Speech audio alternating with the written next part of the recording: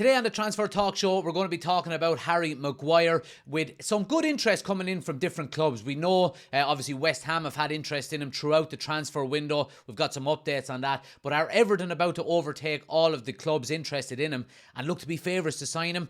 We're also going to talk about Scott McTominay. Again, we go back to the West Ham connection. They are looking for a central midfielder. There's been some updates on that as well. We're going to talk about Amrabat also. Some updates in relation to Fiorentina and Manchester United supposedly getting close to agreeing a deal for him. And finally, we're also going to talk about Gabby Agbonlahor and some absolutely atrocious comments in relation to a combined 11 between Manchester United and Aston Villa. Let's get right into it.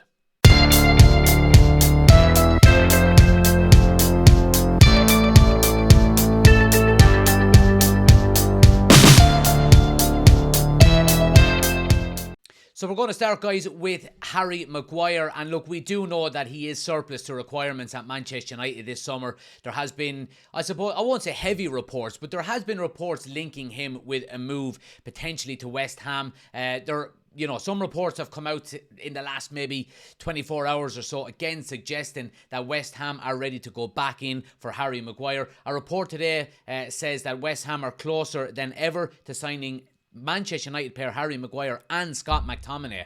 The process to sign them has begun, with the pair undergoing long-distance medicals. The records have been sent between the clubs in the last 24 hours. So look, we do know that David Moyes is a keen admirer of Harry Maguire. We do know I suppose that is an area that West Ham are looking to improve this summer as well. We go back to what we've said an awful lot as well, that they do have a £105 million hole burning in their pocket. So look, Harry Maguire, I think the only stumbling block with him leaving Manchester United this summer is, of course, the wage demands. He is potentially going to have to lower his wages. It is, I suppose, the main stumbling block that we're looking at there. I do think that deep down himself, he wants to stay at Manchester United and fight for his place. We have seen, of course, him being stripped of the captaincy. The last pre-season game on tour of America, we've seen Scott McTominay actually captaining the side, with Bruno Fernandes not even playing in the game as well. So I think the writing is on the wall in relation to, what Ten Hag thinks of Harry Maguire. I think he, is pretty adamant that he's not going to be a starter for Manchester United next season. But reports from the Manchester Evening News have also suggested that Manchester United are not necessarily pushing Harry Maguire out the door. Ten Hag is happy for him to stay and fight for his place. That said, if the right offer does come along, there would likely be some movement on Maguire out of Manchester United. Now, I suppose more recent reports have suggested that Everton have become the favourites to sign him. They are looking to, I suppose, bolster their defence on the back of a relatively poor season last year, you would have to say. So look, I mean, there are suitors there for Harry Maguire, and I do think it would be beneficial for everybody if he does move on in this transfer window. I think he is going to be surplus to requirements. He is going to be a backup to Varane, Martinez, Lindelof. We've seen Luke Shaw, of course, play ahead of him last year as well. So he is very, very far down the pecking order. I think Manchester United would ideally like to go out and reinvest that money and get another centre-back in. We've seen Johnny Evans come in for pre-season. Is he going to be given maybe a 12-month contract to be back up next season? I think it wouldn't be a bad idea. I think if Johnny Evans comes in on a short-term deal, I still see Manchester United going out and signing another centre-back if we can move Harry Maguire on. But on the flip side of that, I'm not overly concerned if he does stay, because he is going to be back up. He's not going to be one of our starting centre-backs. I think it's been pretty clear from Ten Hag that he probably doesn't trust him an awful lot, I would say, is probably the right word to use. So look, I think it's beneficial for everybody if he does move on. But again, we go back to what we've said previously. The quicker we can get these players moved on, the quicker we can reinvest. We do know that obviously financial fair play is coming into consideration for Manchester United, and that any maybe signings that are going to come in between now and the end of the transfer window are going to have to be financed by outgoings. So, look, I do think it's time for maybe Harry Maguire to move on. And I do think he would have a very, a very positive career if he does go to the likes of a West Ham or an Everton, where they play a lower defensive line on the edge of their box, and, the play is in front of him all of the time. His issue is when the ball goes in behind, and if you're playing for Manchester United and your defence is on the halfway line all of the time, that's where I suppose his attributes are not that good. So look, we'll see what happens when it comes to Harry Maguire. Let's talk about Scott McTominay as well. As we mentioned there, West Ham are still, I suppose, after a central midfielder. Scott McTominay is one of the names on the list for them as well. They have yet to make an official bid for Scott McTominay, as far as I'm aware. But again, it's coming out that, recent reports are suggesting that West Ham are going to come back in and test the waters for Scott McTominay before the end of the transfer window. Again, this is probably going to be Manchester. I think the delay in this may be happening, I think, could potentially have a lot to do with Manchester United as well. We don't want to lose a central midfielder probably before we get another one in. Manchester United do have the January transfer window to get players off of the books as well, to come in line with financial fair play, which I think goes from March to March. So maybe this delay is to do with Manchester United as well as opposition teams coming in with actual bids for him. Again, he falls into the Harry Maguire category for me. I do think he is one of them players that we could get decent money in for. Hopefully that we could then go and reinvest into the squad also. We are more than likely going to see the likes of Donny van de Beek leaving. We're going to see Fred leaving as well, who, by the way, it looks like the move to Galatasaray has hit a stumbling block.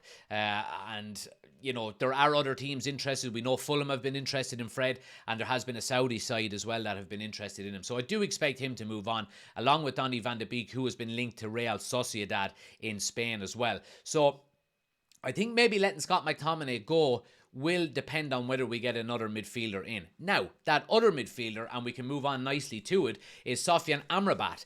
Now, we do know that Manchester United are getting closer to a deal with him.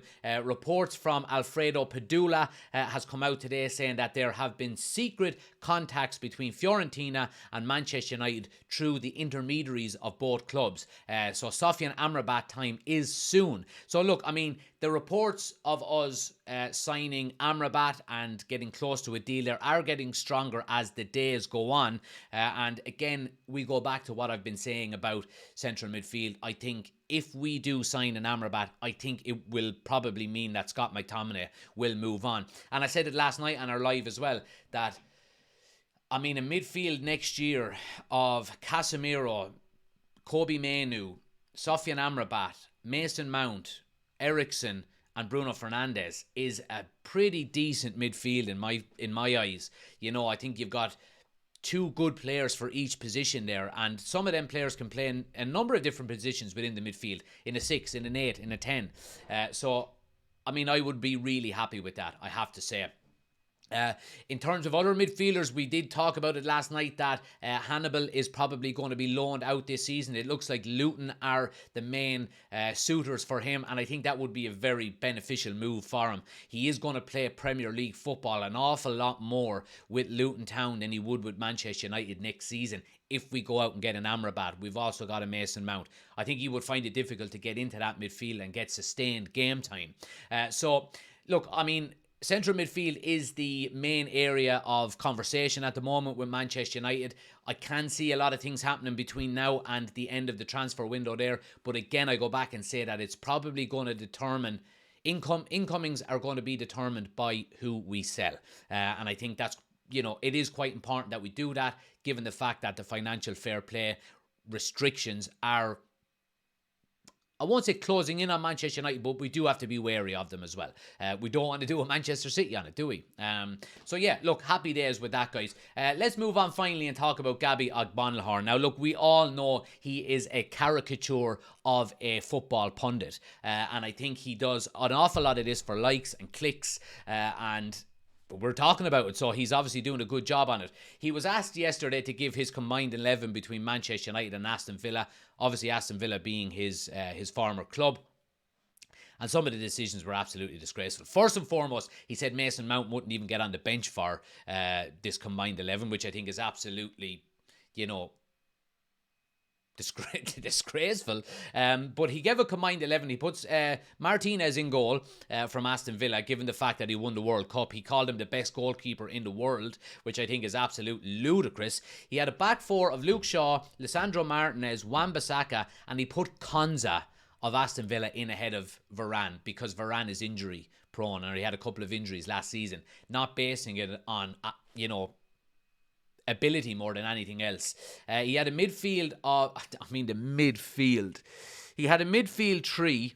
He only had one Manchester United player in it, which was Bruno Fernandes, and the two other midfielders, he left Casemiro out for Douglas Luiz, and he left Mason Mount or Christian Eriksen, whoever it may be, out for John McGinn. I mean, if he had brains, he'd be dangerous. Gabby Agbonlahor. He had a front three then of one Manchester United player and two Aston Villa players. Marcus Rashford on the left, of course. Diaby on the right ahead of Anthony. And then he went with Ollie Watkins up front. He was basing his forward line off of last season, and Wout Weghorst, which I can understand. But, I mean, the two standout ones there are Casemiro and Varane not getting into that. Again, I go back and say it just annoys me listening to him. I don't like talking about it, so I'm going to stop talking about it now. But yeah, I just thought it was cringeworthy enough to bring it to you today in the news. But let me know what you think in the comment section below, guys. Let me know what you think about Maguire, about McTominay, about Amrabat, and of course this terrible combined 11 from Agbonlahor. Let me know in the comment section below. Please do hit the like and subscribe button. We're going to be back tonight from 7:30 to go through all of Manchester United's news and transfer news in depth. So make sure you're joining us at 7:30 tonight. I appreciate you all watching. Please do hit the like and subscribe button, and I'll see you in a bit.